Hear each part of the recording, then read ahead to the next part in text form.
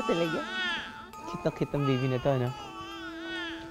Pero hindi nilang alam kung ano ang magiging itsura niya kapag nagbago ang kanyang anyo.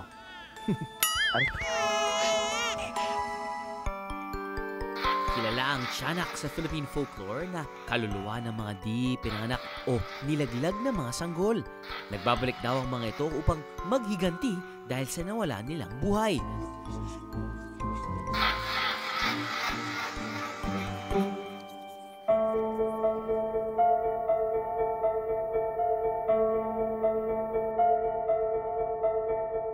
Ayon sa mga kwento tungkol sa tiyanak, hindi daw talaga ito lumalapit sa mga tao.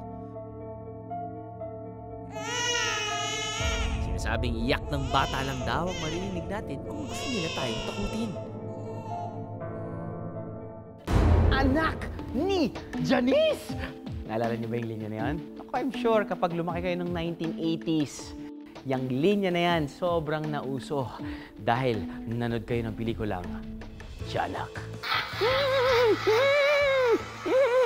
Una, actually nag-a-ambisyon kami ni Peke na parang kumpletuhin natin yung Philippine mythology, kapre, tikbalang, mambabarang, ubusin natin yung mga existing. Tapos pag naubusan na tayo, mag-imbento na tayo ng monster natin.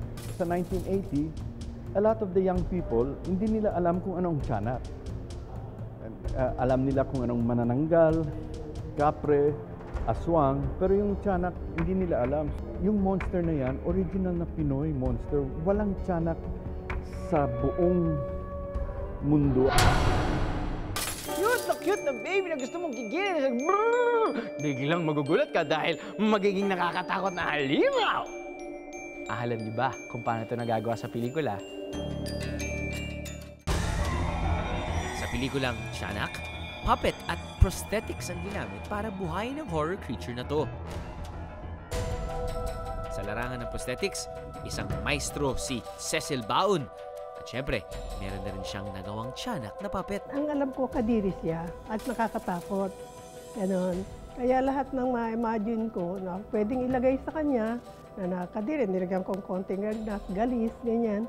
Tapos mga ilan-ilan pa yung buhok dahil bagong panganak eh.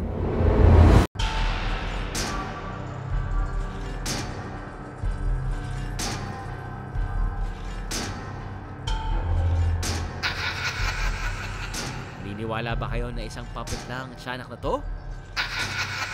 Ikuklito sa kamay mo. Parang siya ang gagalaw, pero ginagalaw mo. Suot mo yung tatlong daliri mo, ganyan. Nagagawa rin ni kaahang Cecil na palabasin na parang humihinga ang tiyanak. Di lang scary ang dating, kundi amazing!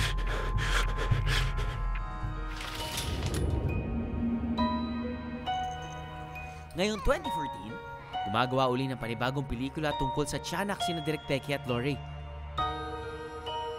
Paano naman kaya nila ipapakita ang kanilang makabagong tiyanak? Ano ka talaga? Ano ka ba talaga? Ano? What we did is, it's more on rod removals. Pag may tiyanak sa scene, try to imagine na lang na there are 3 to 4 people at the back controlling the puppet. So it's not like the old tiyanak na ganun lang, super stiff na nakagano tapos labas. Mga kaha, animatronics ang tawag sa teknolohiya na to. Gumagamit ang mga puppeteer ng sinasabing sophisticated puppet. Sa loob ng mga sophisticated puppet na to, matatagpuan ang kanilang skeleton na gawa sa bakal. Ang mga puppet na ito ay pwede ring pre-programmed o pinagagalaw sa pamamagitan ng remote control.